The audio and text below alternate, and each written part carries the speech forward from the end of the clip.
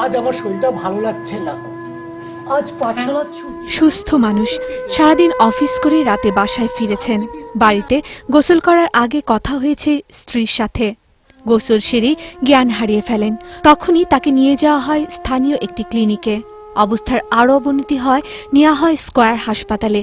কিন্তু ততক্ষণে সব শেষ। কর্তব্যরত চিকিৎসক তাকে মৃত ঘোষণা করেন। মাত্র 4 বছর আগে সংসার শুরু করেছিলেন মাহফুজ দম্পতি। অসময়ে তারই চলে যাওয়া মেনে নিতে পারেনি তার পরিবার। রাতভরই বাকরুদ্ধ ছিলেন স্ত্রী লীনা। সকালে তার মরদেহ দীর্ঘদিনের প্রিয় কর্মস্থল বৈশাখী টেলিভিশনে নিয়ে আসা হলে শোকের ছায়া ছড়িয়ে পড়ে পুরো অফিস প্রাঙ্গণে।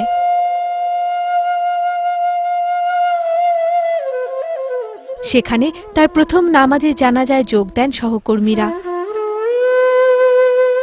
ফুলের তোড়া দিয়ে শেষবারের মতো বিদায় জানানো হয় প্রিয় সহকর্মী মাহফুজ আলমকে। পরে শুক্রবার জামে মসজিদে দ্বিতীয় নামাজে জানাজা শেষে আজিমপুর কবরস্থানে তাকে দাফন করা হয়। 8 বছর ধরে বৈশাখী টেলিভিশনে কর্তব্যরত ছিলেন মাহফুজ আলম। পারচেজ কর্মকর্তা হলেও প্রশাসনিক নানা কাজে তিনি কাজ করেছেন নিষ্ঠার সাথে। এসব কাজের বাইরে সংস্কৃতিমনা মাহফুজ অভিনয় পটু ছিলেন।